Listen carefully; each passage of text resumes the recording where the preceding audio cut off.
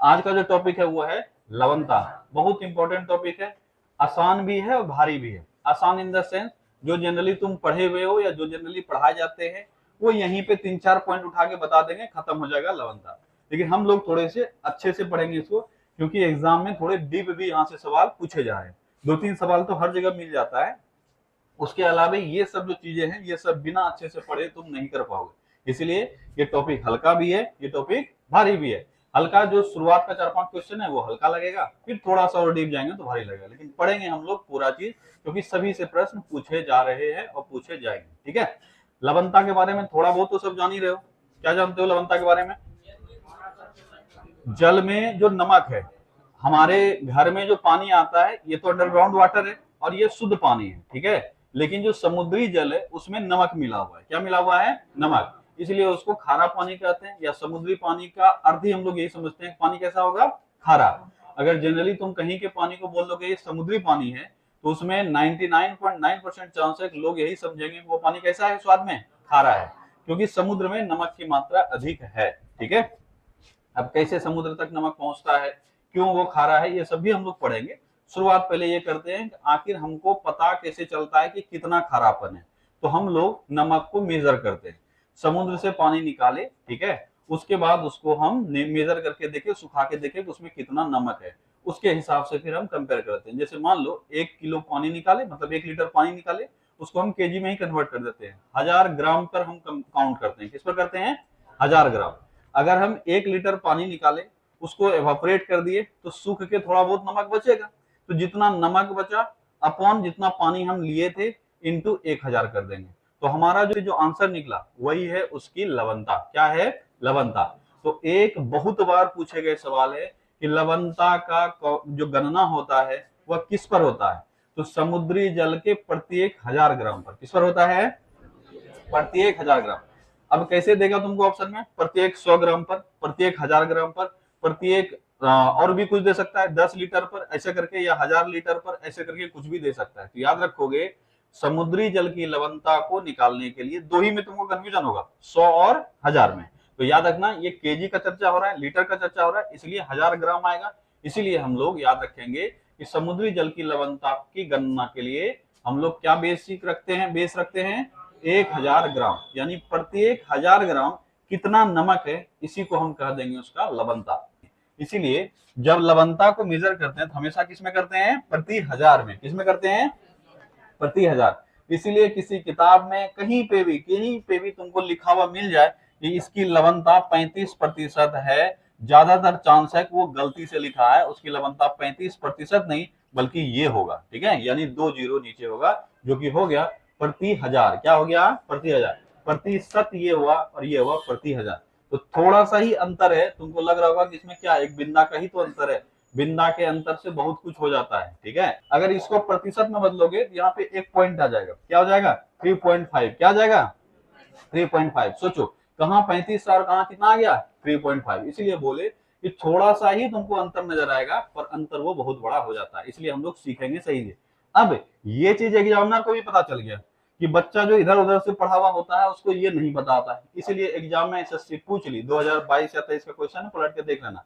निम्न में से किस सिंबल से हम समुद्री जल की लवणता को रिप्रेजेंट करते हैं? ये वाला दे दिया, ये वाला दे दिया, इसमें 3 को जोड़ दिया। ठीक है, अब बच्चा कभी देखा ही नहीं है तो उसको फंस गया, वो क्या करेगा? अननोन ऑफ 20 मार के आ जाएगा। तो याद रखना प्रतिशत नहीं, क्या मारेंगे हम लोग? हमेशा प्रति 1000। इसीलिए कहीं लिखा हुआ देखो तो समझ लेना या तो ये प्रिंटिंग एरर है या फिर हमारे नॉलेज में कुछ कमी है, हम समझ नहीं पा रहे उसको। ठीक है, चलो। तो पहली बात ये समझ लिया कि हमेशा समुद्री जल की लवणता को हम लोग किसमें मेजर करेंगे? पीपीटी। किसमें? पीपीटी। हिंदी में बोलने के लिए बोलोगे प्रति 1000। क्या बोलोगे? प्रति 1000। सिंबल भी देख लिया क्या होता है। दूसरी बात, अगर कभी ये सवाल, ये बहुत बार आया है कि कैसे हम समुद्री लवणता निकालते हैं, तो बोलोगे समुद्री जल के प्रति 1000 ग्राम पर हम लोग समुद्री जल की लवणता निकालते हैं। तो इसके डेफिनेशन में आता है कि प्रति 1000 ग्राम समुद्री जल में घुले नमक की मात्रा को ही क्या कहते हैं? लवणता कहते हैं। अब यही डेफिनेशन में क्या दे देगा? प्रति 100 ग्राम। ठीक है, तो ध्यान देना, प्रति 100 ग्राम नहीं, प्रति 1000 ग्राम। ठीक है, लवणता का अगर फॉर्मूला पूछा जाए तो नमक की मात्रा ग्राम में, जल की मात्रा ग्राम में इंटू 1000, और इस तरह से हमारा क्या निकल जाएगा? उस जल की लवणता। ठीक है, इसे व्यक्त किया जाता है, कैसे व्यक्त किया जाता है? या तो इससे क्या जाएगा या किससे क्या जाएगा, पीपीटी, किससे, पीपीटी। ये दोनों हम लोग यूज करते हैं। अगर पीपीटी लिख दोगे तो अच्छी बात है, पर पीपीटी नहीं लिखोगे तो सिंबल लिखोगे, सिंबल इसमें नीचे 2 जीरो आ जाएगा। 1 जीरो का मतलब हो गया पर 100, 2 जीरो का मतलब हो गया पर 1000, 3 जीरो लगा देंगे तो हो जाएगा पर 10,000। पर वहां तक हम लोग जानते नहीं है, हमारा डाटा यूज नहीं होता, लेकिन जनरली अगर हम ऐसा डाल देंगे तो वही उसका मतलब हुआ। ठीक है, यहाँ जितना शून्य होगा इसका मतलब हुआ इतना प्रति इतना। ठीक है, तो एक हम लोग को याद है क्योंकि हम लोग सैकड़ा पढ़ते हैं, तो 2 डाल देंगे तो क्या हो जाएगा, 1000। ठीक है, याद रखोगे। अगला है समुद्री जल की औसत लवणता, बहुत इंपॉर्टेंट है और बहुत बार सवाल आया। वही बोले 3-4 चीज, यहां से इतना तक कोई नहीं पढ़ाएगा, ये वाला डायरेक्ट तुमको हर जगह लिखा हुआ मिल जाएगा, क्योंकि बहुत बार एग्जाम में पूछा है कि समुद्री जल की औसत लवणता कितनी है। कितनी है, 35 पीपीटी। कितनी है, 35 पीपीटी। बराबर क्या हो जाएगा, 35 पीपीटी।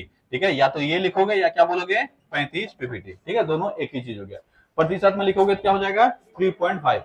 जनरली प्रतिशत में इसको व्यक्त नहीं किया जाता है, ये मान के चलो इसको प्रतिशत में व्यक्त नहीं किया जाता है।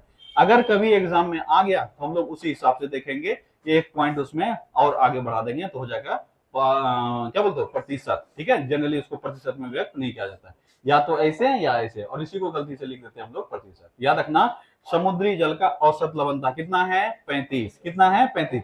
35 बोले इसका मतलब समझ लेना हम पीपीटी ऑलरेडी लगा चुके हैं, क्योंकि जान लिया ना अब क्या है। अगर कहीं हम खाली 35 बोल रहे हैं या कुछ बोल रहे हैं, समझ लो उसके सामने क्या लगा हुआ है, पीपीटी लगा हुआ है, पार्ट्स पर थाउजेंड लगा हुआ है। ठीक है, तो समुद्री जल की औसत लवणता 35 पीपीटी। कितनी है, 35 पीपीटी। एकदम रट जाओ, इसमें कोई बदलाव नहीं आएगा।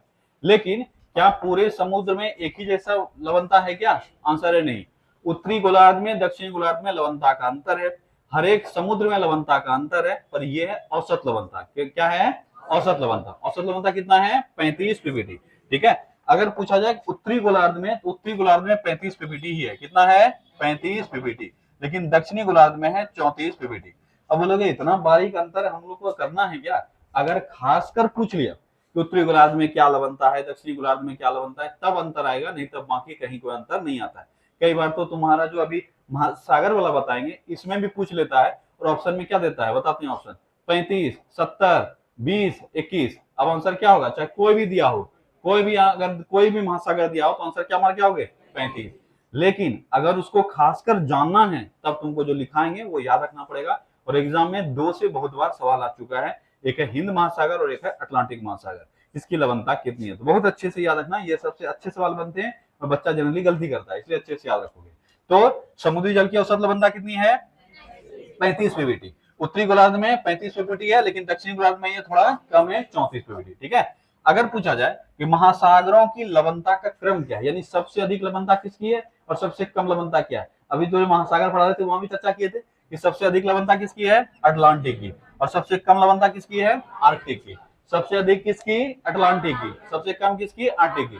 ये तो रटा हुआ ही होना चाहिए। अभी जितना चीज देखोगे इसमें बहुत चीज सबसे इंपॉर्टेंट है जो कि डायरेक्ट एग्जाम में सवाल आता है। तो सबसे अधिक लवणता अटलांटिक, सबसे कम लवणता आर्कटिक, एवरेज लवणता 35, एवरेज लवणता 35 पीपीटी। अब अधिक अगर चर्चा करेंगे तो 35 या थोड़ा उससे ऊपर होगा, और कम का चर्चा करेंगे 35 से थोड़ा कम होगा, है कि नहीं है। लवणता सबका लगभग एक समान ही है, लेकिन थोड़ा ऊपर और थोड़ा कम है। ठीक है, तो याद रखोगे अटलांटिक का लवणता जो है ये कहीं कहीं तुमको 36 से थोड़ा ऊपर भी देखने को मिलता है। तो ऑन एन एवरेज हम लोग इसकी लवणता 36 पीपीटी मानते हैं। कितना मानते हैं, 36 पीपीटी। कितना मानते हैं, 36 पीपीटी। प्रशांत महासागर की लवणता भी इसी के समतुल्य है। ठीक है, तो इसका हम लोग ऑन एन एवरेज 35.5 मानते हैं। कितना मानते हैं, 35.5। नहीं, अगर तुमको कहीं पे ऑर्डर लिख दे और मैच द फॉलोइंग में दे दे, और इस 36 दे दे और 37 दे दे, 37 किसका करोगे, अटलांटिक का, 36 किसका करोगे, प्रशांत का। क्योंकि बस थोड़ा सा ही अंतर है, बहुत अंतर नहीं है। एक रेंज में हम लोग पढ़ते हैं, अगर अटलांटिक का देखोगे तो कई क्षेत्रों में कम है, कई क्षेत्रों में अधिक है। ठीक है, पर ऑन एन एवरेज हम कितना मान के चलते हैं, 36 पीपीटी। ये ऑर्डर याद रखना, इसी के इर्द गिर्द तुमको मिल जाएगा। ठीक है, अटलांटिक की लवणता 36 पीपीटी, प्रशांत की लवणता 35.5 पीपीटी। ठीक है, हिंद की लवणता 35 पीपीटी। कितनी, 35 पीपीटी। एग्जाम में हिंद से सवाल आया है, बड़ा घटिया सवाल है, एग्जाम में दे दिया है वो ऑप्शन 33, 34, 35, 36। अब ये सवाल नहीं होने चाहिए, ये बिल्कुल ही इलॉजिकल सवाल है, पर वो एक आंसर ले लिया है। क्या आंसर लिया है, 35। क्या आंसर लिया है, 35। पर उसका रेंज जो है वो 34-35 के आसपास रहता है। इसीलिए ये सवाल में अगर 34 रहता, ऑप्शन रहता 31, 32, 34 और 36, तो हम क्या आंसर लेते? 34। इसलिए बोले ये सब एग्जैक्ट नहीं हो सकता, पर अगर वो एग्जैक्ट जानना चाह रहा है तो जो बेस्ट आंसर है वो हम लोग कंसिडर करते हैं। तो हिंद महासागर का कितना होगा? 35 पीपीटी, ठीक है। दक्षिणी महासागर देखोगे जिसका 34 पीपीटी, कितना है? 34 पीपीटी, ठीक है। 33.5, 33, 34 ये मिलेगा। और आर्टिक देखोगे जिसका बहुत कम है, इसका जो रेंज है वो 28 से 32 है। कितना है? 28 से 32। तो हम लोग इसका मैक्सिमम लेकर चलते हैं। कितना लेकर चलते हैं? 32 पीपीटी, ठीक है। 32 पीपीटी, ये 28 से 32 के बीच में रेंज है। 30 से 32 हमारा अनुमानित आंसर होता है। कितना होता है?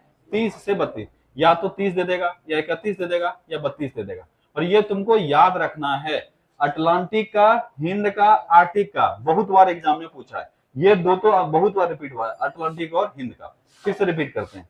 सारे महासागरों में सर्वाधिक लवणता किसकी? अटलांटिक की। दूसरा नंबर प्रशांत, तीसरा नंबर हिंद, चौथा और पांचवा आर्टिक। क्या साइज के हिसाब से है? क्या मारवे करेंगे? साइज यही है, साइज के हिसाब से यही है ऑर्डर, महासागर के साइज के हिसाब से यही ऑर्डर है। हाँ, खाली प्रशांत और अटलांटिक में बदलाव आया है। सबसे बड़ा कौन?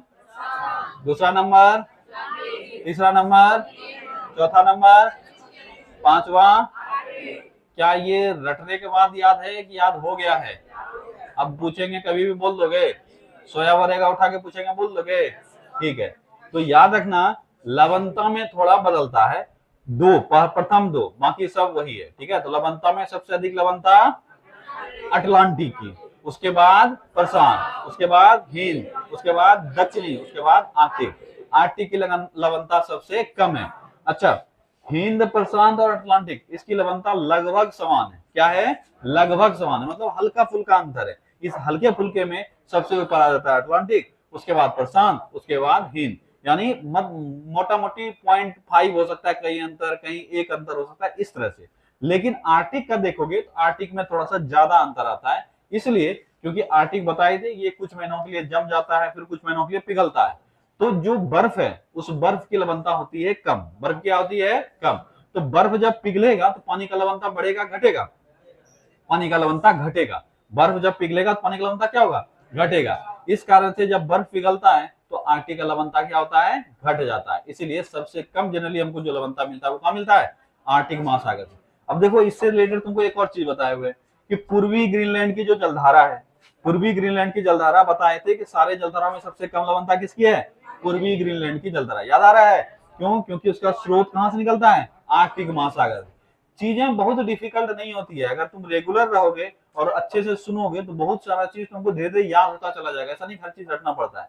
अब वो अगर रिकॉल करके याद कर पा रहे हो तो बहुत अच्छी बात है। बताए थे कि पूर्वी ग्रीनलैंड यहाँ से निकलती है ऐसे करके, और इसका जो स्रोत है वो आर्कटिक वाले हिस्से में आता है, और आर्कटिक का खुद ही लवणता सबसे कम है। इसीलिए सभी जलधाराओं में सबसे कम लवणता किसकी है? आर्कटिक की, सॉरी पूर्वी ग्रीनलैंड की, ठीक है। तो याद रखोगे। क्या महासागरों की लवणता का क्रम याद हो गया? बोलो। चलो, क्या कोई कुछ बोल रहे हो क्या? ठीक है, चलो। अब है दुनिया में सर्वाधिक लवणता वाला झील। अब ये जो हम डाटा उठाए हैं, ये जो डाटा है हमको पढ़ना यही है, रटना यही है, पर ये 100% सही नहीं है। अब बोलोगे ये क्या बात हुआ, पढ़ा भी रहे हैं, बोल रहे सही भी नहीं है। पढ़ा इसलिए रहे हैं क्योंकि अभी तक हमारे सिलेबस में कोई बदलाव नहीं आया है। हमारे जनरल जो सिलेबस है उसमें हम लोग सबसे अधिक लवणता वाला झील मानते हैं वो है वॉन झील। कौन सा झील है? वॉन झील। लेकिन आज के डाटा के हिसाब से काफी सारे ऐसे झील मिल चुके हैं जिसकी लवणता वॉन झील से भी क्या है? अधिक है। लेकिन ये रिसर्च कहता है, अभी हमारे सिलेबस में ये सब इंक्लूड नहीं हुआ है। एक झील जो बार बार एग्जाम पूछ रहा है इसके अलावे वो है बांडा झील। कौन सा झील है? बांडा झील, ठीक है। उस पर अभी आएंगे, ठीक है। पहले हम लोग वो याद कर लेते हैं जिससे अधिक सवाल आते हैं, ठीक है। ये दो झील जो है इसको 100% याद रखना। कई बार तुमसे डायरेक्ट सवाल पूछ लेगा निम्न में से किस झील की लवणता सर्वाधिक है, और वो आंसर लेगा वो मृत सागर। क्या लेगा? मृत सागर। लेकिन ध्यान देना मृत सागर के अलावे भी एक ऑप्शन में आता है जो कि इससे अधिक लवणता है, जो कि ऑलरेडी एग्जाम में आ चुके हैं, वो है वॉन झील। कौन सा झील है? वॉन झील। वॉन झील कहाँ अवस्थित है? तुर्की में। कहाँ अवस्थित है? तुर्की में। ये झील वाले में कहाँ है नहीं है ये फिर से पढ़ाएंगे। अभी हमारा फोकस ये होना चाहिए कि जितना सा हम पढ़े उसका हमको याद हो जाए, वॉन झील कहाँ है और इसकी लवणता कितनी है। तो याद रखोगे सबसे अधिक लवणता वाला जनरल क्वेश्चन जो हमारा आता है उसमें हम लोग मानते हैं वॉन झील। अगर इससे अभी अभी उठा के देखोगे सर्वाधिक लवणता वाले से 100 क्वेश्चन, 100 में से 98 बार यही सवाल आया होगा, या तो आंसर में वॉन झील होगा या क्या होगा, मृत सागर। अब लग रहा होगा कि या करके क्या बोल रहे हैं, ऑप्शन में अगर वॉन झील है तो वॉन झील होगा, नहीं है तो मृत सागर लेगा, क्योंकि आंसर में 4 में से कोई एक चुनना है तुमको, तो 4 में तो कोई भी हो सकता है। अब बोलोगे इससे नीचे वाला भी तो हो सकता है, बिल्कुल हो सकता है, अगर ये दोनों नहीं हुआ तो ये हो जाएगा, समझ में आया। लेकिन जनरली जब तुमको आंसर पूछता है वो या तो वॉन झील डालता है सबसे सर्वाधिक वाला में, या मृत सागर। अब यही दिक्कत होता है वन लाइनर किताब में, तुम जब वन लाइनर पढ़ते हो तो उसी क्वेश्चन का वन लाइनर बनाया जाता है, और वहां क्वेश्चन क्या पूछा था, सर्वाधिक लवणता वाला झील कौन सा है, तो ऑप्शन के हिसाब से मृत सागर, ऑप्शन के हिसाब से मृत सागर। अगर उस ऑप्शन में आता वॉन झील तो क्या मृत सागर आंसर होता है, नहीं। तो दूसरे जगह जब क्वेश्चन पढ़ते हो तो सर्वाधिक लवणता वाला झील क्या पढ़ते हो, वॉन झील। अब नया क्वेश्चन जब पढ़ोगे इधर साल 2 साल में, तो एक और झील मिलेगा, वो कौन सा है, बांडा झील, सर्वाधिक लवणता वाला बांडा झील। अब तुम फंस के रह जाओगे क्या याद करें, तो तीनों अलग अलग चीज है, ये ऑप्शन में रहेगा तो ये होगा, ये रहेगा तो ये रहेगा, और ये रहेगा तो ये रहेगा, लेकिन अगर तीनों रहा तो क्या हो जाएगा, बांडा। ठीक है, इसको अच्छे से याद रखना। बांडा को बोलोगे जब सर्वाधिक बोला है तो इसको लास्ट में क्यों रखें, क्योंकि अभी भी हमारे एनसीईआरटी सिलेबस में इसको शामिल नहीं किया गया, इसलिए ज्यादातर आंसर यहीं से बनता है। ठीक है, तो सबसे अधिक लवणता वाला झील वॉन झील, ये तुर्की में है और इसकी लवणता है लगभग 330 से 340 पीपीटी। कितना है, 330 से 340 पीपीटी। अब सोच के देखो एवरेज लवणता कितनी है, 35 पीपीटी, लगभग 10 गुना अधिक इससे है। ठीक है, इसका ये मत सोचना कि 330 गलती से लिख दिए, ये है इतनी लवणता है, और ये हमारे जनरल पढ़ाई में सर्वाधिक लवणता वाला झील है। लेकिन इससे भी अधिक लवणता है वो है बांडा झील का, इसका एवरेज लवणता जो है वो है 350 पीपीटी। कितना है, 350 पीपीटी। इसका कितना है, 330 से 340, इसका कितना है, 350। इससे भी अधिक लवणता वाला झील हमको मिला है।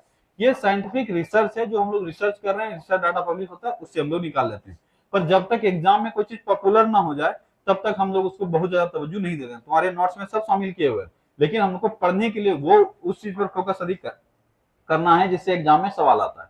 तो प्रथम दृष्टा में हमारा नॉर्मल क्वेश्चन जो बनेगा, सर्वाधिक लवणता वाला झील वॉन झील कहाँ है, तुर्की में।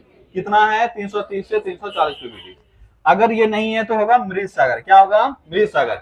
ये इजराइल और जॉर्डन के बॉर्डर पर है। कहाँ है, इजराइल और जॉर्डन के बॉर्डर पर, और इसकी लवणता 240 से 280 पीपीटी है। ठीक है, तो हम लोग 280 पीपीटी याद रखेंगे। कितना रखेंगे, 280 पीपीटी, खाली वही लिख रहे हैं 280 पीपीटी, तुम लोग समझ लेना। ठीक है, 240 से 280 पीपीटी।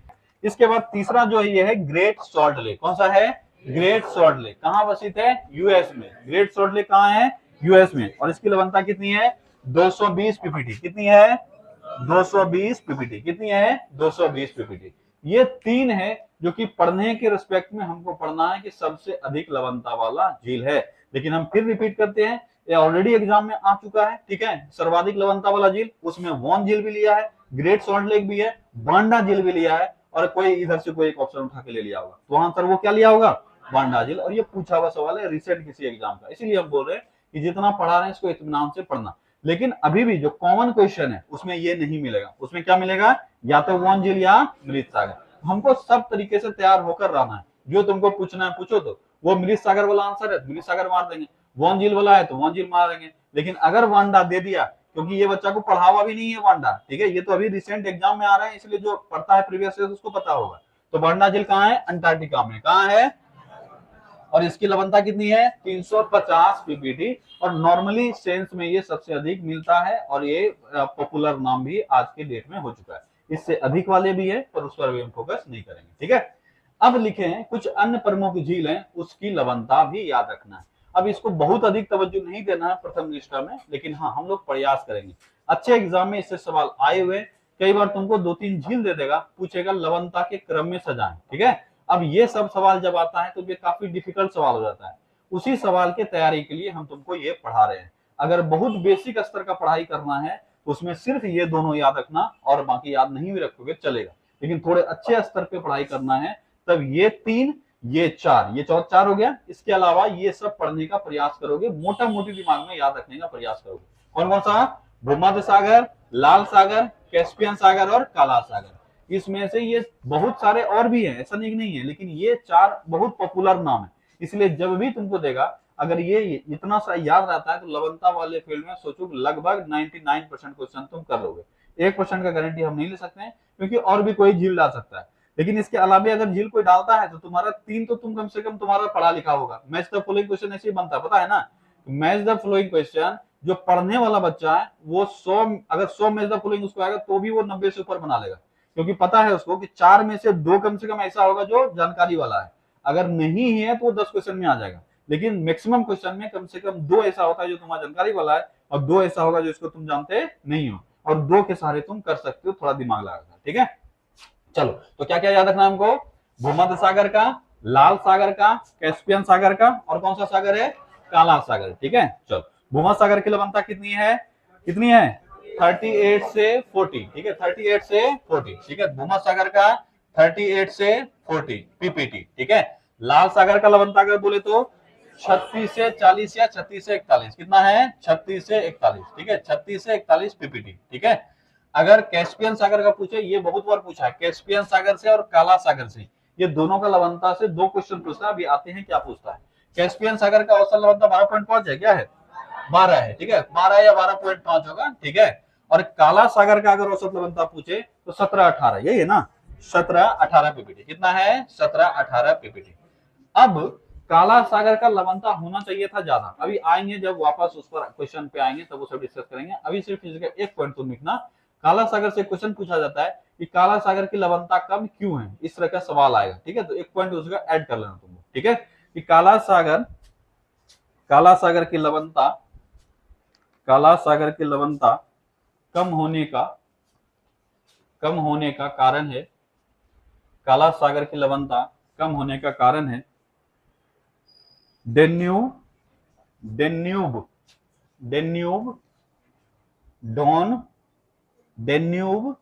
डॉन तथा नीपर, डेन्यूब, डॉन तथा नीपर नदियों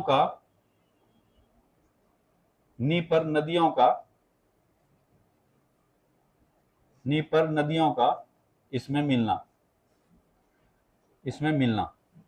ठीक है, फिर से बोलते हैं, काला सागर के लवणता के कम होने का कारण है डेन्यूब, डॉन तथा नीपर नदियों का इसमें मिलना। ठीक है,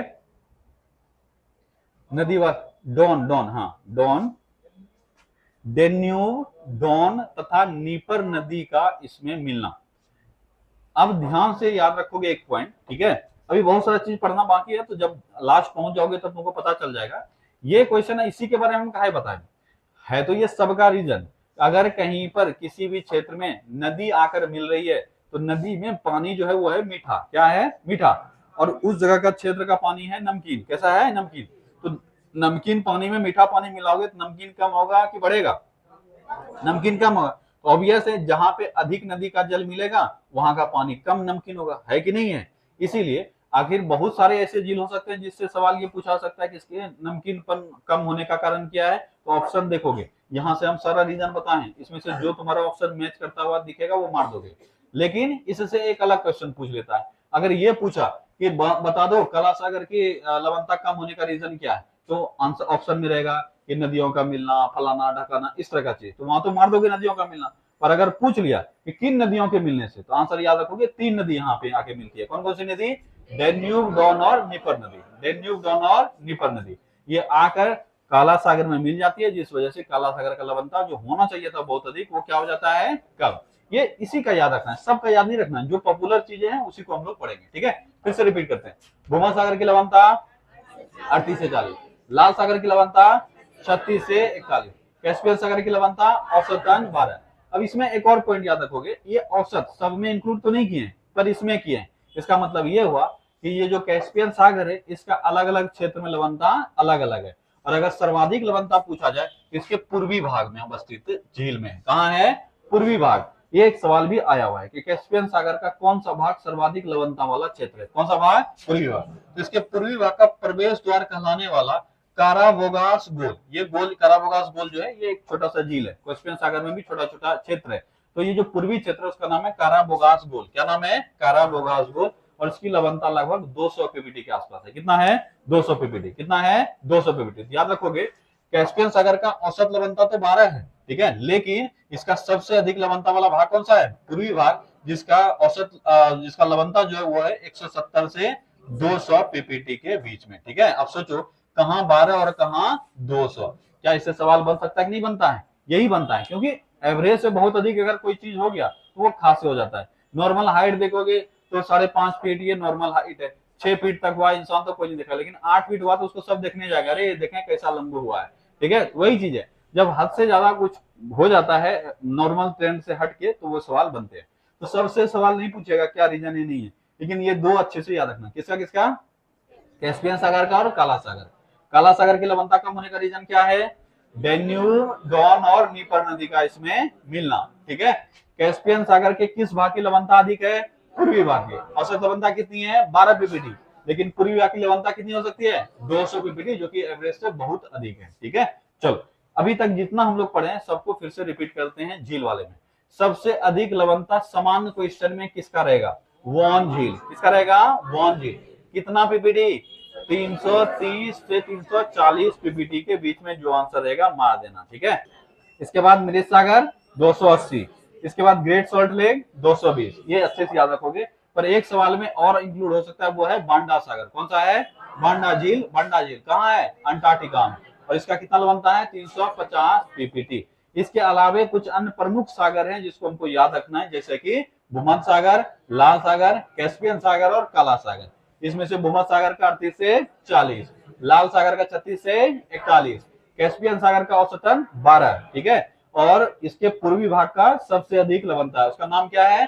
काराबुगास गोल। काराबुगास गोल ये झील है, उस भाग का नाम है जिसको इसको पूर्वी भाग का प्रवेश द्वार भी कहा जाता है। काला सागर का लवणता 17-18, और इसके कम होने का रीजन क्या है? 3 नदियों का मिलना, डेन्यूब, डॉन और नीपर। क्या यहां तक का टॉपिक क्लियर माने? हम क्या बोले कि टॉपिक आज बहुत डिफिकल्ट नहीं है, इंटरेस्टिंग है। चीजों को याद रखोगे तो अच्छा लगेगा, और नहीं याद रखोगे तो फिर किसी क्रम का नहीं रहेगा। इसीलिए बोले बहुत डिफिकल्ट चीजें नहीं है। अब आ जाओ लवणता को प्रभावित करने वाला कारक। क्या क्या कारण हो सकता है?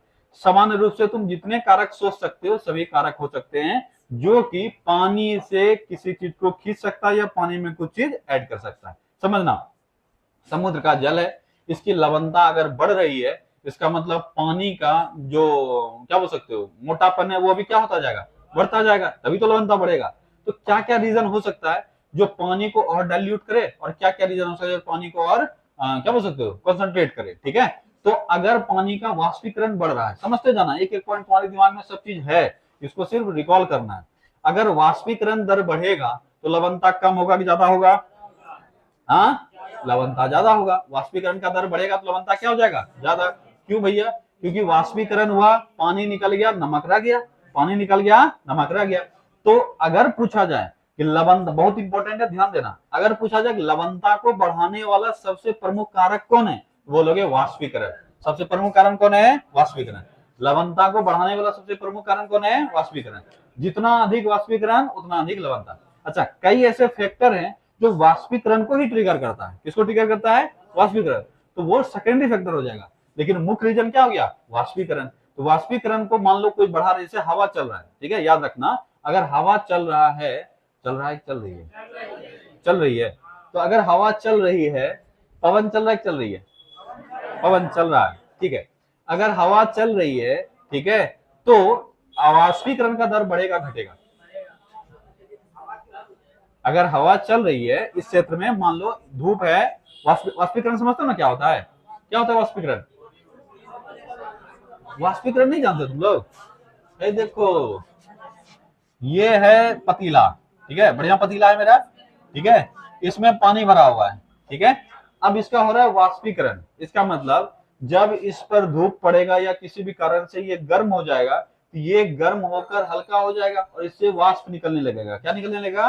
वाष्प। और ये वाष्प चला जाएगा आसमान में। तो जनरली जितने भी समुद्री क्षेत्र हैं, जितना अधिक धूप उस पर पड़ेगा, जितना अधिक गर्मी होगा, उतना ही इसमें क्या निकलेगा? वाष्प। और ये वाष्प होकर कहां चला जाएगा? आसमान में।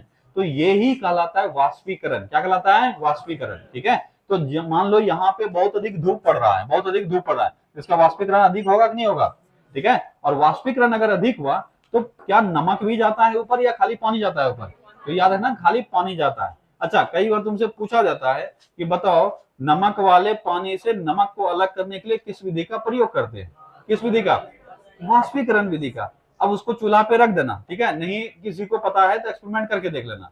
एक ग्लास लेना, ठीक है, उसमें आधा किलो नमक मिला देना। ऐसे थोड़ा सा मिलाओगे तो पता नहीं चलेगा, कम से कम आधा किलो नमक मिला देना, पूरा पानी मिक्स कर देना। अब मम्मी को बोलना इसका नमक अलग करो, तो देगी 2 चमेटा, उसके बाद भगा देगी। तब जब मम्मी सो जाएगी तब किचन में जाना, एक पतीला में लेके उसको गैस पर चढ़ा देना, खर्चा होगा थोड़ा गैस, और तब तक खुलाते रहना जब तक सारा पानी खौल के खत्म ना हो जाए। देखोगे कुछ समय के बाद, आधा घंटा, 1 घंटा या 2-3 घंटा के बाद सारा पानी उड़ जाएगा और नीचे उजला उजला चीज बैठ जाएगा। ये जो उजला उजला चीज बैठा हुआ यही क्या है? नमक है। और जो उड़ गया वो क्या है? पानी है। तो कभी भी नमक का वाष्पीकरण नहीं होता। इसी क्या हुआ? ये सब नहीं बोलते हैं, एक्सपेरिमेंट कर लेते हैं बस, ठीक है। तो अभी जो हुआ प्रोसेस, अभी जो प्रोसेस हुआ इसमें सिर्फ पानी एवोपरेट हुआ। क्या हुआ? पानी। इसीलिए भगवान एक नेचुरल तरीका दिए है कि समुद्री जल को भी हम पीने योग्य बना सकते हैं। और कैसे बनाएंगे? समुद्री जल का वाष्पीकरण होगा, उसके बाद वो बादल बनेगा और वही बादल फिर अच्छा जल बन के नीचे आएगा जिसको हम पी सकते हैं। समझ रहे हो? एकदम नेचुरल प्रोसेस है, ठीक है। तो नमक जो है पानी में, वो सबसे अधिक बढ़ाने का काम कौन करता है? कौन करता है? कौन करता है? वाष्पीकरण। कौन करता है? वाष्पीकरण। अगर पूछा जाए मूल रीजन नमक के क्या बोलते हो, समुद्री जल के लवणता को बढ़ाने का, कौन है वो? वाष्पीकरण। तो याद रखोगे वाष्पीकरण का दर अधिक होगा, ठीक है, अधिक होगा तो लवणता भी क्या होगा? होगा तो बढ़ेगा, ठीक है, तो लवणता बढ़ेगा। सूर्यातप यानी इंसोलेशन। ये सूर्यातप क्या होता है? अगर कोई जानते हो तो बताओ, सूर्यातप क्या होता है? हाँ, सूर्यातप क्या होता है? सूर्य का ताप। इसमें थोड़ा सा और भी बदलाव आता है तो सूर्य का ताप ही, लेकिन कहते क्या है? अलग वर्ड क्यों आया? सूर्यातप क्यों आया? या इंसोलेशन क्या होता है? सूर्य ताप जितना एक्चुअल में पृथ्वी पर पहुंच रहा है या सतह पर पहुंचता है, उसी को क्या कहते हैं? सूर्यातप, ठीक है। अब जब आगे वाला टॉपिक अभी आएगा एटमॉस्फेयर जब पढ़ाएंगे तो वहां इसको डिटेल से बताएंगे। सिर्फ इतना याद रखना कि सतह पर जितना सूर्य का ताप पहुंच पाया इसी को क्या कहेंगे? सूर्यातप, ठीक है। अब जितना सतह पर पहुंचेगा वह ट्रिगर करेगा एवोपरेशन को, करेगा कि नहीं करेगा? अगर ठंडा पानी है, समझना, ठंडा पानी है और गर्म पानी है, इसमें जल्दी एवोपरेट कौन होगा? गर्म या ठंडा? ठंडा पानी जल्दी गर्म होगा। कैसा आदमी है? अब तुम ये भी एक्सपेरिमेंट करके देख लेना। आज तुम जाना फ्रिज में पानी रख देना और सुबह निकाल के उसको एक गैस पे गर्म होने के लिए चढ़ाना, दूसरे गैस पर नॉर्मल पानी चढ़ाना और दोनों को 1 मिनट तक गर्म करना। ज्यादा गर्म करोगे तो बैलेंस हो जाएगा, 1 मिनट तक गर्म करना। तुम्हारा जो बर्फ वाला पानी है ये देखोगे सिर्फ नॉर्मल टेम्परेचर पे पहुंचेगा, तब तक जो नॉर्मल वाला पानी है वो खोलने लगेगा। ये एक्सपेरिमेंट करके देख लेना। तो जितना ठंडा पानी होगा उतना ही देर से उसका एवोपरेशन होगा और जितना गर्म पानी होगा उतना ही जल्दी उसका एवोपरेशन हो जाएगा। तो याद रखना सूर्यातप जितना मिल रहा है उस सतह पर, वो सूर्यातप भी एवोपरेशन के रेट को क्या करेगा? ट्रिगर करेगा। यानी सूर्यातप अगर बढ़ रहा है, ठीक है, अगर ये बढ़ रहा है तो लवणता भी क्या होगा? ठीक है, लवणता भी बढ़ेगा, ठीक है, लवणता भी बढ़ेगा, ठीक है।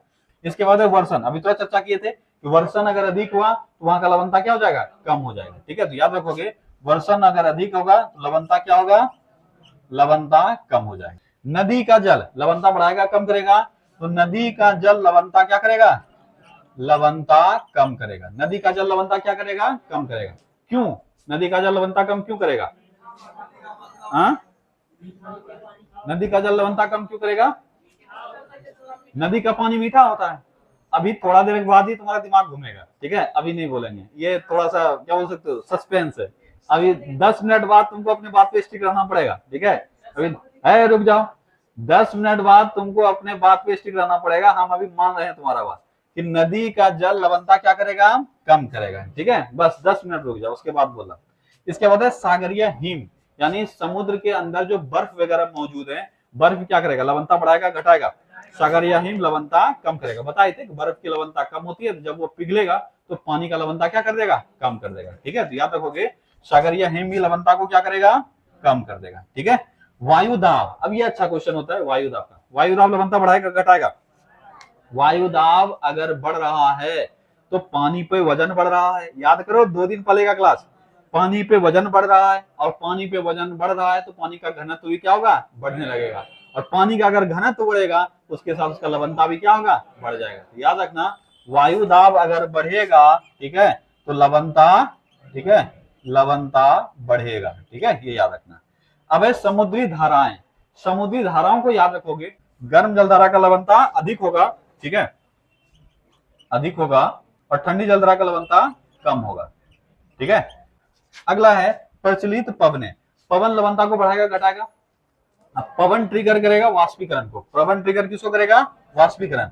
अगर हवा बहुत तेज गति से चल रही है, हवा ही पवन है ना जी, ठीक है, तो हवा अगर बहुत तेज गति से चल रही है तो वाष्पीकरण के दर को वो बढ़ा देगा। क्या करेगा? बढ़ा देगा। ठीक है, और वाष्पीकरण का दर अगर बढ़ा तो लवणता क्या होगा? अधिक हो जाएगा। लवणता क्या होगा? अधिक हो जाएगा। याद रखना। अगला है जैविक कारक। कई ऐसे जैविक कारक है जो लवणता की दर को कम भी कर सकता है और बढ़ा भी सकता है। सामान्यतः कोई भी जैविक कारक है वो लवणता की दर को बढ़ा देता है। इसमें से प्रमुख रूप से है, जैसे एग्जांपल, एक एग्जाम में पूछा था, वो है कोरल। क्या है? कोरल। कोरल लवणता की दर को क्या करता है? लवणता को बढ़ाता है। ठीक है, कोरल सुने हो नहीं सुने हो? हाँ, नहीं सुने हो तो एक दो पन्ना पलट के देख लेना, इसी नोट्स में है। आगे चल के हम लोग इसी में पढ़ने वाले हैं कोरल को पूरा डिटेल से। ठीक है, तो जैविक कारक कई हैं, लेकिन एग्जाम में तुमसे कोरल का चर्चा किया जाएगा। कोरल लवणता को क्या करता है? बढ़ा देता है। ज्वालामुखी। ज्वालामुखी हमेशा लवणता को क्या करेगा? बढ़ाएगा। ज्वालामुखी क्या करेगा? लवणता को बढ़ाएगा। तो याद रखना, ज्वालामुखी लवणता, ठीक है, लवणता बढ़ाएगा। ठीक है, लवणता बढ़ाएगा। पर ये सब ऑप्शन डाल के तुमसे पूछे कि मुख्य रूप से लवणता को बढ़ाने वाला प्रमुख कारण क्या है, क्या बोलोगे? वाष्पीकरण। इसमें से प्रमुख कारण है वाष्पीकरण। ठीक है, क्या ये पूरा क्लियर हो गया? किसी को ये समझ में नहीं? भले ही लंबा लिस्ट है पर उतना डिफिकल्ट नहीं है, तुम थोड़ा सा सोच के कर सकते हो। वाष्पीकरण बढ़ रहा है तो लवणता भी क्या होगा? बढ़ेगा। सूर्य ताप अगर बढ़ा है तो उस क्षेत्र का तापमान बढ़ेगा, जिसकी वजह से वाष्पीकरण दर तेज हो जाएगा, इसलिए लवणता क्या होगा? बढ़ेगा। क्षेत्रीय ताप अगर बढ़ रहा है तो आसपास का गर्मी बढ़ा है। पानी का चर्चा हम नहीं कर रहे हैं, पानी का टेम्परेचर तो अभी भी कम है, तभी तो आसपास का टेम्परेचर अधिक है, नहीं तब तो समतुल में आ जाता। और अगर आसपास का टेम्परेचर अधिक है तो अदर सोर्स से एवापोरेशन अधिक होगा, और यहाँ पर क्या हो जाएगा? बारिश, और ये कर देगा लवणता को कम। वर्षण, अगर वर्षा अधिक हो रहा है तो लवणता कम होगा। नदी का जल लवणता को क्या करेगा? घटाएगा। सागर या हिम लवणता को घटाएगा, बढ़ाएगा? घटाएगा। ठीक है, उसके बाद वायुदाब लवणता को क्या करेगा? बढ़ाएगा। समुद्री धाराएं, गर्म जलधारा का लवणता अधिक होगा, ठंडी जलधारा का लवणता कम होगा। पवने अधिक स्पीड से चलेगी तो लवणता क्या होगा? बढ़ेगा, क्योंकि वाष्पीकरण का दर बढ़ जाएगा। जैविक कारक जैसे कि कोरल लवणता को बढ़ाएगा, ज्वालामुखी भी लवणता को बढ़ाएगा। क्या कोई दिक्कत यहाँ तक? नहीं। अगला सवाल है लवणता का स्रोत, और पहला है नदियां। क्या है? नदियां। अब बताओ कैसे तुम लोग यहाँ बोला कम हो जाएगा? हम तो मान लिया तुम लोग का बात, अब हमको ये कारण समझाओ। पहली बार तो समझा दिया, अब दूसरी बार समझाओ। हाँ, नहीं समझा पाएगा? देखो ये, हाँ नहीं, अभी आ रहे हैं, उतना मतलब सरफेस पे नहीं है, बहुत डीप है थोड़ा सा समझने के लिए। ठीक है, देखो ये क्यों हुआ। समुद्र जब शुरुआत में बना होगा, क्या उस समय में उसका पानी नमकीन होगा? क्या क्या होगा हमको तो नहीं पता। तो उसमें वो नमक पहुंचाया पहली बार कौन? कौन पहुंचाया? तो नदी। कौन पहुंचाया? नदी। अभी जो तुम नदी के पानी को देख रहे हो, ये तो सिर्फ नदी के पानी को, एक नदी के पानी को देख रहे हो, लेकिन ये नदियां जो है ये काफी सारी चट्टानों को घिसते हुए आती है, और चट्टानों में ही पाया जाता है नमक। क्या पाया जाता है? नमक। तो जब नदियां चल रही थी तो अपने साथ उन्हीं चट्टानों को घिसते हुए चल रही थी, और घिस के जितना मटेरियल लेके आई, कहाँ जाके गिरा दी? समुद्र में। अपना स्वच्छ है, मेरे पास नमक नहीं है, हम मीठा पानी है, लेकिन हम लेके क्या आए हैं? नमक। अब जैसे मान लो हम बहुत ईमानदार आदमी है, बैंक से हम 2 करोड़ चुराए और इसको लाके दे दिए, फिर हम घर चले गए अपना आराम से। क्या हम कभी चोरी किए? नहीं किए। हम कहाँ किए? मेरे घर में आएगा, इन्वेस्टिगेशन करेगा, कुछ नहीं मिलेगा, वो बेचारा चुपचाप बैठा हुआ था, उसके घर में जाकर रख दिया। पकड़ाएगा कौन? वो पकड़ाएगा। ठीक है, ऐसा होता है। कुछ देखा होगा, हथियार चला रहा है कोई और, पकड़ा गया किसी और के यहाँ, अब जिसके यहाँ पकड़ाया है वो जिम्मेवार है। यही हो रहा है कि नदियां जो है सारा लवण खींच कर लाई और कहाँ जाके मिला दी? समुद्र में। अब धीरे धीरे उन चट्टानों पे जब घिसते हुए नदियां चली तो उस क्षेत्र का नमक का कंटेंट क्या हो गया? कम हो गया। ठीक है, अब सरफेस प्लेन हो गया। पहले सरफेस रूखा तो ज्यादा खींच रहा था, अब सरफेस धीरे धीरे प्लेन हो गया। तो नदी में नए नए पानी आ रहे हैं, कहां से? बर्फीले क्षेत्र से, और इसका नमक का कंटेंट लगातार क्या है? कम है। इसमें नमक का कंटेंट अधिक है नहीं, और जितना नमक रास्ते में था या अभी भी मिल रहा है, वो सब जाके कहाँ डाल देती है? समुद्र में। बेचारा वो हा करके बैठा हुआ, आ जाओ क्या करेंगे, आ जाओ। एक नदी है वो लाके दी, दूसरा नदी है वो लाके दी, और बेचारा बैठ बैठ के खा पी के मोटा गया इधर। ठीक है, तो सबका लवणता जाके मिल कहाँ जा रहा है? समुद्र में। इसलिए अगर तुमसे पूछा जाए, बच्चा यहाँ बहुत मिस करता है, अगर पूछा जाए लवणता का प्रमुख स्रोत क्या है? नदी। एक बार तो एग्जाम में पूछ लिया 4 ऑप्शन, उसमें नदी और ये समुद्र तल में उपस्थित दरार दोनों दे दिया ऑप्शन में, तो आंसर क्या होगा? नदी। फिर भी क्या होगा? नदी। अगर उपर्युक्त दोनों नहीं है तब आंसर एक अगर चुनना होगा तो प्रमुख नहीं, लवणता का प्रमुख स्रोत, लवणता बढ़ने या घटने का कारण नहीं पूछ रहे, लवणता का प्रमुख स्रोत क्या है? क्या है? नदी। क्या है? नदी। और लवणता को प्रभावित करने वाला प्रमुख कारक कौन है? वाष्पीकरण। ये है जब समुद्र का लवणता ऑलरेडी बन चुका है। हम चर्चा कर रहे हैं कि शुरुआत में लवणता आया कहां से? लवणता आया कहां से? प्रमुख स्रोत क्या है? नदियां। ठीक है, और इसीलिए तुम्हारे लिखे हैं ये क्या है? ये मुख्य स्रोत है। जमीन के चट्टानों से घिस घिस कर लवणता नदियां पहुंचा दी है कहां? समुद्र में। इस कारण से समुद्र हो गया है नमकीन पानी, और नदी बेचारी एकदम खिलखिलाते हुए चल रही है। यही है तुम्हारी जिंदगी में लड़की का योगदान। ठीक है, तुमको बर्बाद कर देगी, वो खिलखिलाते हुए रहेगी, और तुम मुंह लटका के वहां ट्रेन के पटरी पे जाके खड़े रहोगे। ठीक है, समुद्र तल में उपस्थित दरार। दूसरा जो है वो है समुद्र तल में उपस्थित दरार। अब देखो, समुद्र के अंदर में जो दरार है, अभी तक हम बताए कि वोल्केनो क्या करता है? वोल्केनो क्या करता है? नमकीनपन बढ़ाता है। तो वोल्केनो के अंदर से जो पदार्थ निकल रहे हैं उसमें अभी नमक का कंटेंट होगा, चट्टानी पदार्थ ऑब्वियस होगा। ठीक है, अब जब समुद्र के अंदर में दरार होता है तो इससे भी ज्वालामुखी पदार्थ बाहर निकलता है, और यही ज्वालामुखी पदार्थ जो तरल रूप में बाहर निकलता है, इसी को हम कहते हैं, क्या कहते हैं? Hydrothermal fluid. क्या कहते हैं? Hydrothermal fluid. और इस क्षेत्र में ये तो गर्मी भी बढ़ाता ही है, इसके साथ साथ ही नमक का कंटेंट भी उस क्षेत्र में बढ़ा देता है। तो दो प्रमुख स्रोत हैं, वो है नदी और समुद्र तल में उपस्थित दरार। समुद्र तल में जो दरार उपस्थित है, जो पूरा दरार बना हुआ है, उससे वोल्केनिक पदार्थ बाहर निकल रहा है, और वो वोल्केनिक पदार्थ बाहर निकलने के बाद समुद्र की लवणता को क्या कर रहा है? बढ़ा रहा है। लेकिन ये तो हो गया सेकेंडरी रीजन। प्राइमरी रीजन क्या है? नदियां। इसलिए हम बोले कि एग्जाम में एक बार पूछ लिया और इसमें दोनों ऑप्शन डाल दिया और कोई एक चुनना था, तो तुम अगर ये बाद में आके बोलोगे सर तो दोनों पढ़ाए थे, हम किसी को मारेंगे, सही हो जाएगा? गलत हो जाएगा। अगर एक चुनना है तो हमेशा मुख्य रीजन को चुनोगे, और वो कौन है? नदियां। क्या समझ में आ गया? वर्तमान में नदियां, नदी का जो पानी है वो जिस क्षेत्र में जाएगी वहां का लवणता बढ़ाएगी घटाएगी? घटाएगी। वहां का लवणता बढ़ाएगी घटाएगी? घटाएगी। लेकिन जो समुद्र में लवणता आया, इसके पीछे भी प्रमुख रीजन कौन है? नदी ही है। नदियां सारा जो घिस घिस कर चट्टानों को लाकर लवणता डाल दिया समुद्र में, समुद्र बेचारा हो गया है नमकीन, नदियां अभी भी खिलखिला रही है। ठीक है, कोई दिक्कत नहीं। क्या कोई दिक्कत अभी तक? बोलो नहीं। ठीक है, अब आते हैं कौन कौन सा नमक हमको सामान्यतः मिलता है, और इससे सवाल पूछा जाता है एग्जाम में, अच्छे से याद रखना कि नमक कौन कौन है। इसमें कई बार तुमको ऑर्डर पूछ लेता है। ठीक है, प्रीवियस क्वेश्चन पलटा के देख लेना, स्पेशली कोई बीएसएससी का एग्जाम का तैयारी कर रहे हो या इस लेवल के किसी अन्य एग्जाम का तैयारी कर रहे हो, बहुत इंपॉर्टेंट है, ध्यान से याद रखना। कि समुद्री जल में उपस्थित प्रमुख लवण, ये ऑर्डर ही है जो तुम्हारा लिखे हुए हैं। अगर पूछा जाए सर्वाधिक क्या, ये तो हल्के फुल्के एग्जाम में भी कई बार पूछे हुए हैं कि समुद्र में मुख्य रूप से कौन सा लवण पाया जाता है? Sodium chloride. क्या मानते हो? Sodium chloride. तो जितना भी नमक है उन सभी में से सर्वाधिक मात्रा में यानी लगभग 78% हिस्सा किसका है? सोडियम क्लोराइड का। नोट्स में तुम्हारा सारा होगा, है ना?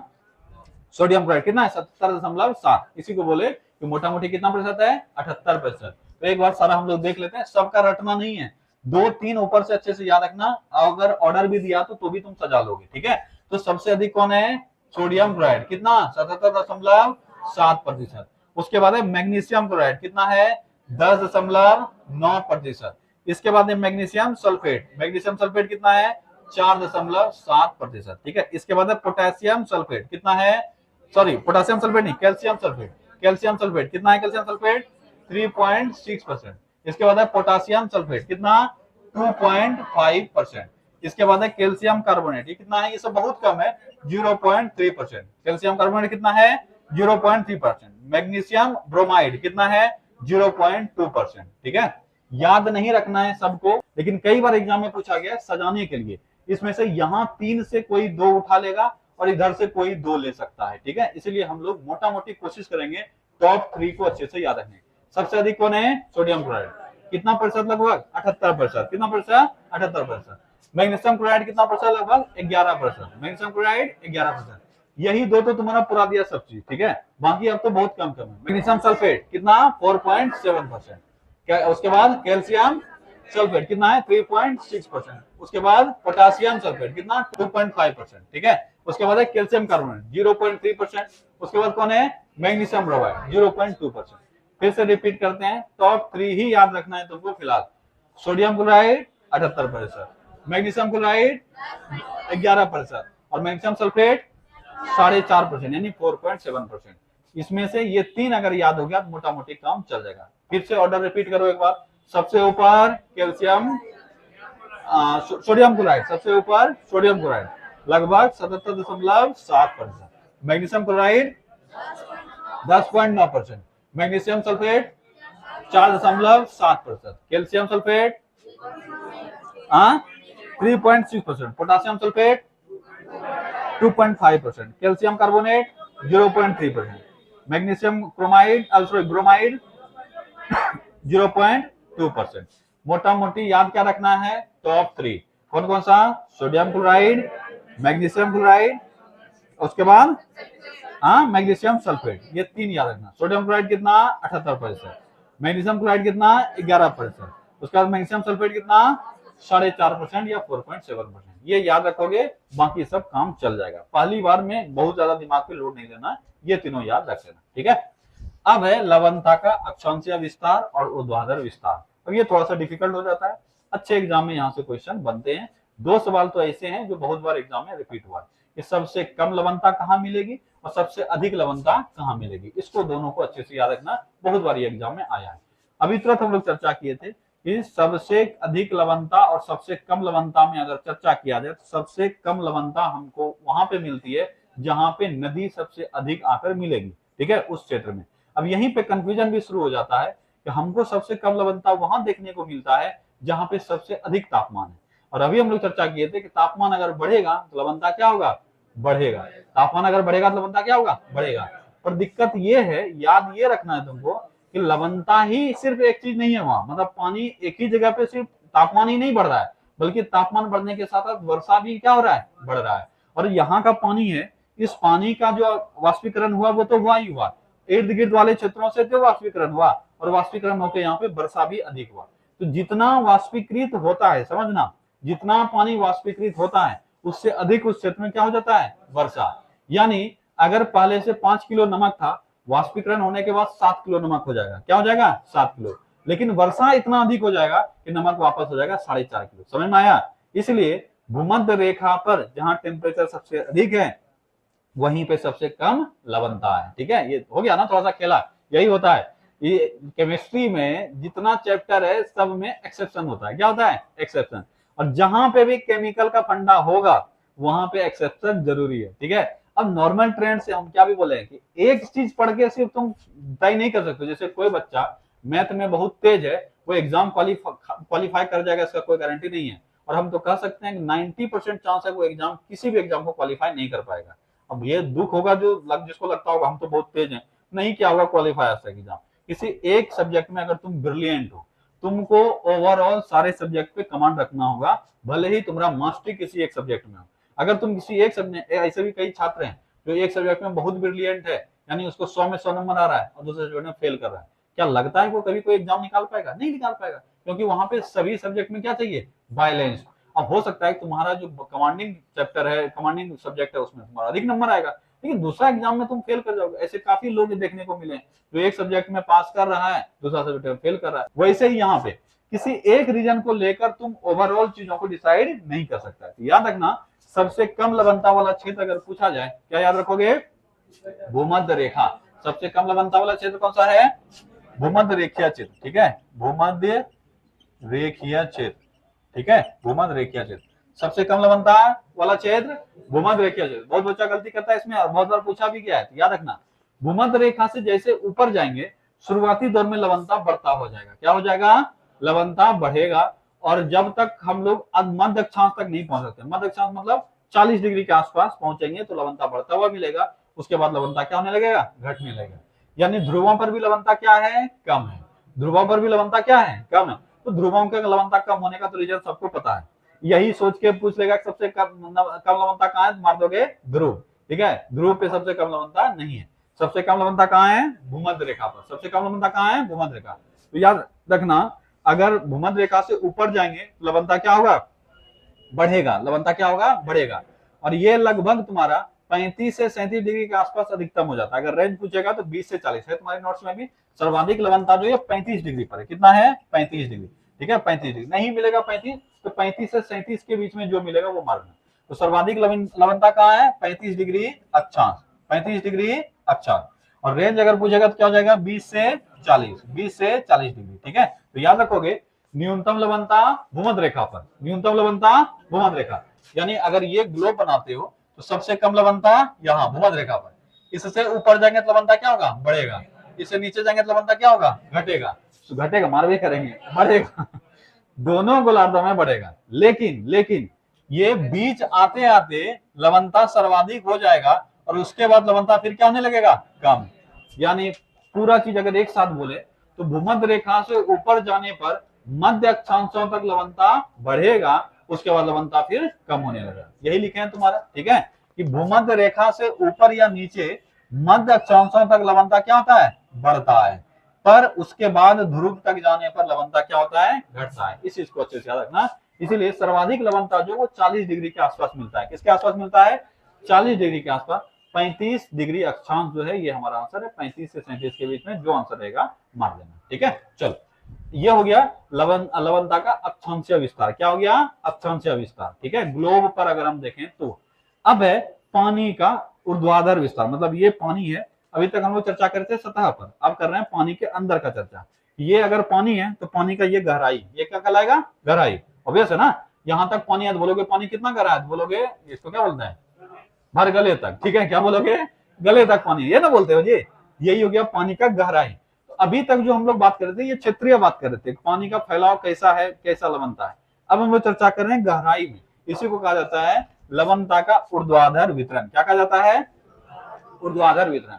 यानी सतह का लवणता सतह से नीचे जाने पर क्या है, सतह का लवणता अधिक है कि नीचे का लवणता अधिक है, यही चीज इसमें पढ़ना है। तो याद रखोगे गहराई के साथ लवणता पहले क्या होता है, बढ़ता है। हम लोग जो नॉर्मल ट्रेंड पढ़े हैं कि अगर पानी का घनत्व अधिक है उसका लवणता भी क्या होगा, अधिक होगा। ऊपर वाले पानी का घनत्व क्या होता है, कम। जैसे जैसे घनत्व बढ़ेगा पानी नीचे चलता जाएगा, तो नीचे वाले पानी का घनत्व होता है अधिक, ठीक है। तो याद रखना ऊपर वाले पानी का लवणता कम होगा, नीचे वाले पानी का लवणता अधिक होगा। इसीलिए अगर तुमसे पूछा जाए कि ऊपर से सतह से नीचे जाने पर लवणता क्या होगा, बढ़ेगा, पर ये लिमिटेशन के साथ होता है। अब जो बहुत अंदर में गहराई में पानी है उसका लवणता बहुत अधिक नहीं होता है। आधा कुछ दूरी पर जाने के बाद लगभग लवणता क्या होता है, स्थिर हो जाता है। क्या हो जाता है, स्थिर। तापमान में भी यही चीज होता है, लवणता में भी यही चीज होता है कि बहुत गहराई तक हम लोग इसका चर्चा नहीं करते हैं। हम लोग एक सामान्य दूरी तक चर्चा करते हैं, 1000 मीटर, 1500 मीटर, यहाँ तक, यानी 1-1.5 किलोमीटर तक हम चर्चा करेंगे। जैसे तुमसे पूछा जाए प्रकाश, सूर्य प्रकाश कहाँ तक गमन करती है, तो बोलोगे 200 मीटर तक। कहाँ तक, 200 मीटर तक। अब जैसे 200 मीटर के बाद हम लोग आगे बढ़ने लगेंगे, सारी चीजों का जो स्पेसिफिकेशन है वो धीरे धीरे क्या होने लगेगा, चेंज होने लगेगा। इसका असर जो हमको दिखता है वो सामान्यतः 500-600 मीटर तक दिखा जा सकता है। यानी मोटा मोटी हम मानेंगे 1 किलोमीटर तक। कितना मानेंगे, 1 किलोमीटर। ऑन एन एवरेज 500 से 600 मीटर तक ही हमको नॉर्मल ट्रेंड देखने को मिलेगा। उस ट्रेंड के बाद ट्रेंड बदल जाएगा। इसीलिए हम लोग पढ़ते हैं कि अगर गहराई के साथ हम लोगों को एक लाइन में कोई पूछे कि गहराई के साथ लवणता बढ़ेगा घटेगा, बोलोगे बढ़ेगा। लेकिन ये ऊपर पे 2 स्टार मार्क के साथ है, एक लिमिटेड दूरी तक ही होगा, उसके बाद नहीं बढ़ेगा, उसके बाद स्थिर हो जाता है। याद रखोगे गहराई के साथ लवणता बढ़ता है फिर घटना शुरू हो जाता है। घटता है मतलब बहुत कम रेट से घटता है, लगभग स्थिर होता है। जैसे 1 किलोमीटर जाने पर मान लो या 500 मीटर जाने पर 0.1 डिग्री घटेगा। नहीं समझ में आया, मतलब बहुत कम धीरे धीरे घटने लगा। टेम्परेचर में भी यही चीज पढ़ेंगे, कल हम लोग टेम्परेचर पढ़ेंगे, ठीक है। तो यही चीज करेंगे। तो याद रखोगे गहराई के साथ पहले क्या होता है, बढ़ता है और फिर क्या होने लगता है, घटने लगता है, और घटते घटते एकदम क्या हो जाता है, लगभग स्थिर सा हो जाता है। फिर बहुत ज्यादा डिफरेंस देखने को नहीं मिलेगा, ठीक है। सतह के नीचे जाने पर एक क्षेत्र ऐसा आता है जहां लवणता बहुत तेजी से क्या होता है, बढ़ता है। अभी तो हम लोग चर्चा किए थे कि जैसे सतह से नीचे जाएंगे लवणता क्या हो जाएगा, बढ़ता जाएगा। एक क्षेत्र ऐसा है जहां लवणता बहुत तेजी से बढ़ेगा, उसके बाद फिर धीरे धीरे लवणता क्या होने लगेगा, कम होने लगेगा। तो तुमसे सवाल पूछा जाता है वह क्षेत्र जहां बहुत तेजी से लवणता बढ़ता है उस क्षेत्र को क्या कहते हैं, क्या कहते हैं उसको, हेलोक्लाइन कहते हैं। क्या कहते हैं उसको, हेलोक्लाइन। क्या कहते हैं उसको, हेलोक्लाइन। ठीक है, हेलोक्लाइन, ठीक है। तो यह है सतह, यह है पानी का सतह। यहां से हम नीचे चलना शुरू किए, चखते जाना, ठीक है। ऊपर का पानी ऐसे ऐसे करके पी लेना थोड़ा सा, ठीक है, तो हल्का नमकीन लगेगा। और नीचे जाओगे फिर पी लेना, थोड़ा सा और नमकीन लगेगा। और नीचे जाओगे तो और नमकीन लगेगा। अब जब नीचे जाओगे ऐसे करोगे बहुत अधिक तीखा लगेगा, मतलब नमकीन लगेगा। समझ लेना हम लोग किस क्षेत्र में आ गए हैं, हेलोक्लाइन क्षेत्र में। किस क्षेत्र में, हेलोक्लाइन। यानी अगर यहाँ 100 मीटर में 2 पॉइंट बढ़ा था, यहाँ 100 मीटर में 4 पॉइंट बढ़ जाएगा, 5 पॉइंट बढ़ जाएगा। यानी तुमको एहसास हो जाएगा कि इस क्षेत्र में लवणता बहुत तेजी से क्या हो रहा है, बढ़ रहा है। तो सतह से नीचे जाने पर शुरुआती दौर में लवणता क्या होता है, बढ़ता है। एक ऐसा क्षेत्र आता है, ये अलग अलग क्षेत्र में अलग अलग होगा। एक ऐसा क्षेत्र आएगा जहां पे लवणता बहुत तेजी से बढ़ेगा, इसको क्या कहेंगे, हेलोक्लाइन। क्या कहेंगे इसको, हेलोक्लाइन। उसके बाद एक क्षेत्र आएगा जब जाके लवणता क्या होने लगेगा, स्थिर। और उसके बाद जब नीचे जाएंगे तो लवणता बहुत कम गति से, लेकिन लवणता धीरे धीरे क्या होने लगेगा, कम होने लगेगा। क्या होने लगेगा, कम। यानी एक दूरी तक बढ़ेगा और फिर क्या होने लगेगा, कम। ठीक है, याद रखोगे। क्या लवणता का हर तरह का वितरण क्लियर हो गया? एग्जाम में अगर कोई भी प्रश्न आता है तो कर लोगे। अब बेसिक असर पे, ये सब हो गया थोड़ा बढ़िया क्वेश्चन। बेसिक असर पे यही 4-5 क्वेश्चन, लवणता टॉपिक खत्म, दूसरा टॉपिक शुरू। ठीक है, तो यहाँ अगर उस स्तर पे पढ़ाई करना है तो 3-4 सवाल याद रखना। ये वाला याद रखना, इसमें सर्वाधिक किसका है, न्यूनतम किसका है, ये याद रख लेना। ये याद रख लेना कि क्या उसका मार्किंग होता है, बस उसके बाद तुम नहीं भी पढ़ोगे तो चलेगा। ये हुआ एकदम बेसिक स्तर का पढ़ाई। चलो, अब एक और शब्दावली आता है, वह है महासागरीय स्तरीकरण। क्या होता है, महासागरीय स्तरीकरण। ठीक है, महासागरीय स्तरीकरण। इसको अंग्रेजी में क्या कहते हैं, ओशियनिक स्ट्रैटिफिकेशन। ओशियनिक स्ट्रैटिफिकेशन क्या होता है, हिंदी में एकदम क्लियर है, स्तरीकरण। यानी जैसे ऊपर से नीचे हम जाएंगे, हमको पानी का स्तर यानी लेयर बाय लेयर बना हुआ मिलेगा। पानी का क्या मिलेगा, लेयर बाय लेयर। इसी को कहते हैं महासागरीय स्तरीकरण। ऑब्वियस है, जो तक अभी हम लोग पढ़े हैं इसी बेसिस पे स्तर बनता है। और इससे भी सवाल आया हुआ है कि स्तरीकरण में नीचे कौन होगा, गर्म जल या ठंडा जल? कौन होगा नीचे, हाँ, स्तरीकरण में नीचे कौन होगा, गर्म जल या ठंडा जल? सब पढ़े हुए हो, ठंडा जल। नीचे कौन होगा, ठंडा जल। गर्म जल ठंडा जल में नीचे हो गया ठंडा जल। हल्का जल और भारी जल में नीचे हो गया भारी जल। कम लवणता वाला जल अधिक लवणता वाले में नीचे हो गया अधिक लवणता वाला। अब एक साथ पढ़ो, स्तरीकरण में ठंडा अधिक लवणता वाला व अधिक घनत्व वाला या कम तापमान वाला जल, यही हम लोग लिखे हैं। कौन कौन सा हो जाएगा स्तरीकरण में? ऊपर कौन होगा, गर्म, हल्का व कम लवणता वाला। और नीचे कौन होगा, ठंडा, भारी व अधिक लवणता वाला। ठीक है, हमको 3 चीज ही याद रखना है। गर्म जल है तो वो क्या आ जाएगा, ऊपर। ठंडा जल है तो क्या चला जाएगा, नीचे। ठीक है, लवणता अधिक है तो कहां चला जाएगा, नीचे।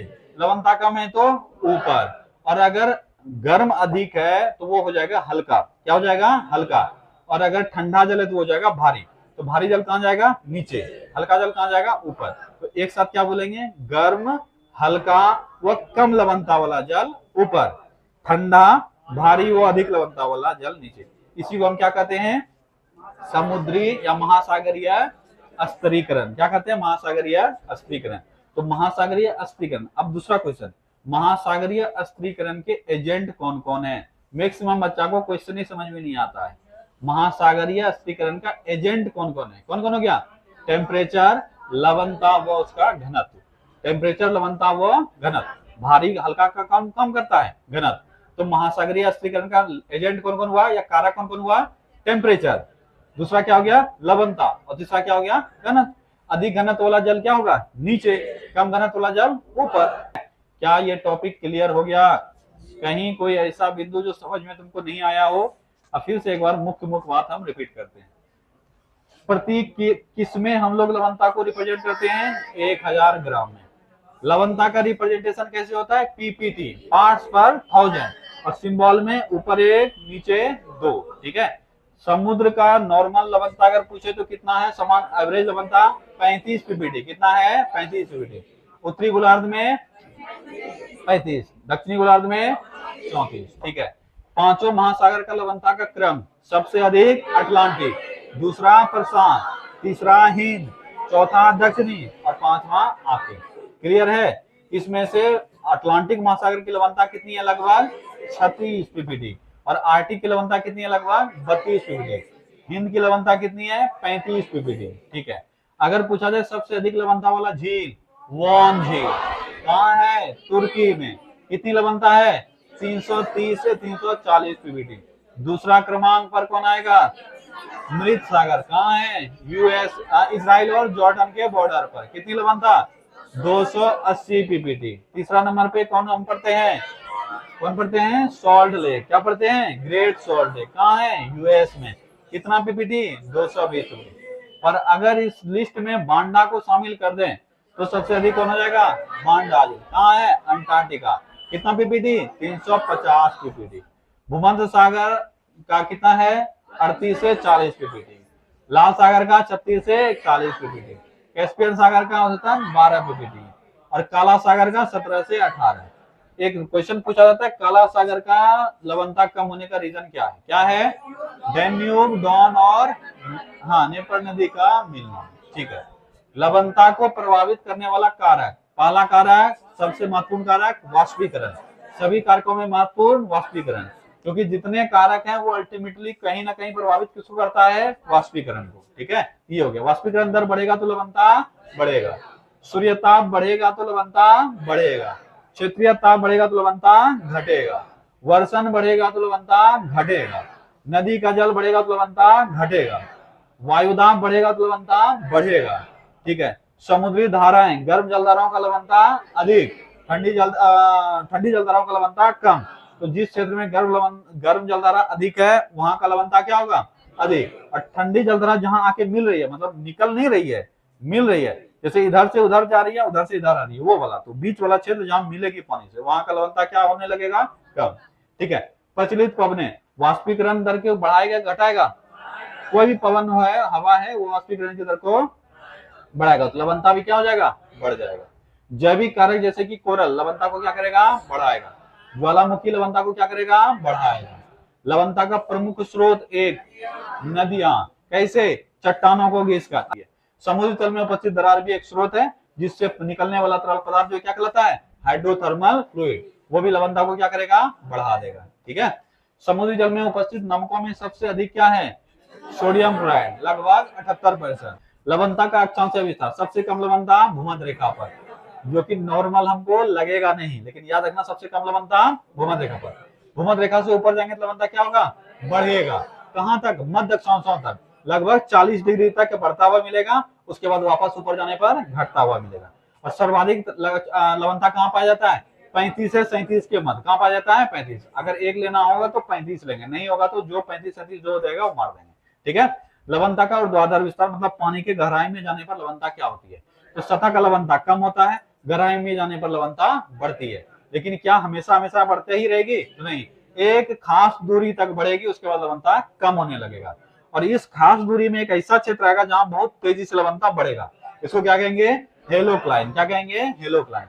अच्छा, महासागरीय स्थिरीकरण बहुत बेसिक है, बहुत चीज जान रहे, बस खाली वर्ड जानना था। इसको कहते क्या है? ठंडी जल का ऊपर आ जाना, नहीं, ठंडी जल का नीचे चला जाना, गर्मी जल का ऊपर जाना, क्या कहलाएगा? महासागरीय स्थिरीकरण।